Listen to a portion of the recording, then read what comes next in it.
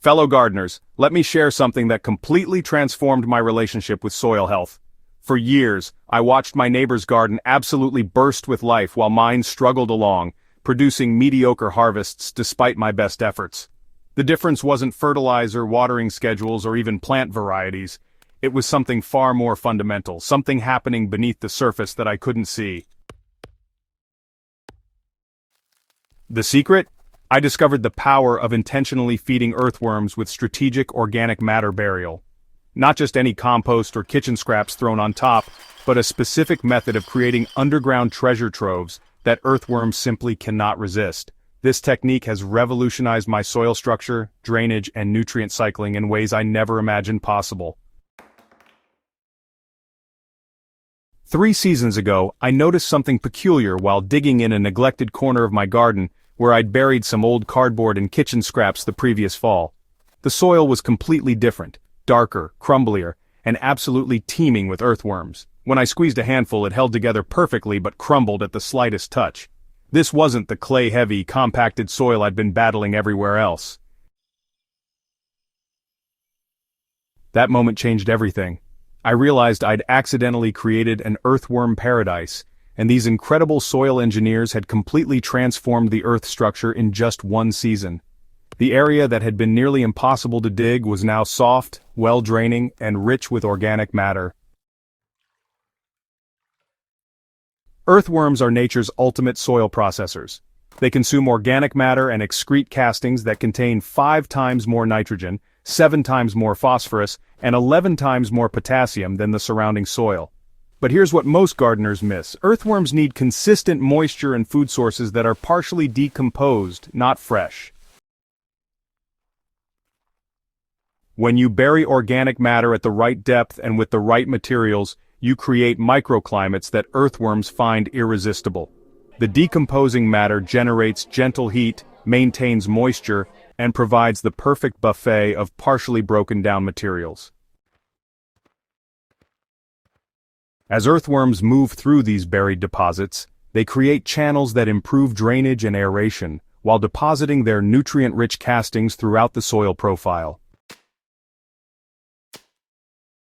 The technique I've perfected involves creating what I call earthworm cafeterias throughout my garden beds. Here's exactly how I do it. I dig trenches roughly 8 to 10 inches deep and about 12 inches wide. The depth is crucial. Too shallow, and the materials dry out too deep and decomposition slows significantly. I space these trenches about 3 feet apart throughout each bed, creating a network of underground feeding stations. My earthworm mixture consists of equal parts brown and green materials, but with specific ingredients that earthworms prefer. For browns, I use shredded cardboard-aged sawdust and dried leaves that have been partially composted for at least a month. Fresh browns take too long to break down and can actually repel earthworms initially. For greens, I use coffee grounds, vegetable kitchen scraps, and aged grass clippings. The key is letting these materials sit in a separate pile for about 2 or 3 weeks before burial. This pre-decomposition phase creates exactly the texture and nutrient profile that earthworms crave. I layer the materials kind of like lasagna, starting with browns on the bottom, then greens, then more browns.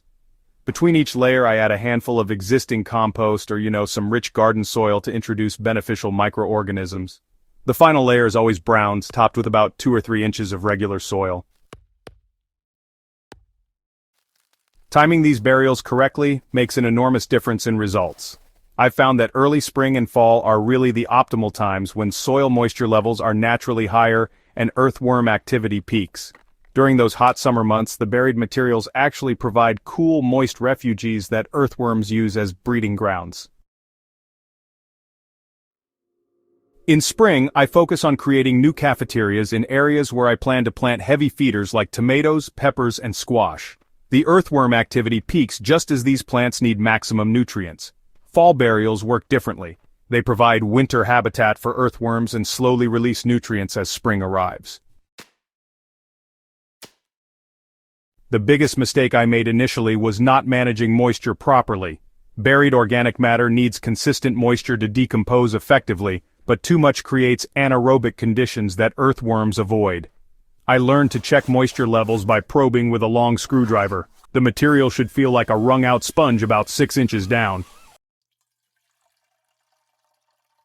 During dry spells, I water these areas specifically, sometimes adding a soaker hose over the burial sites.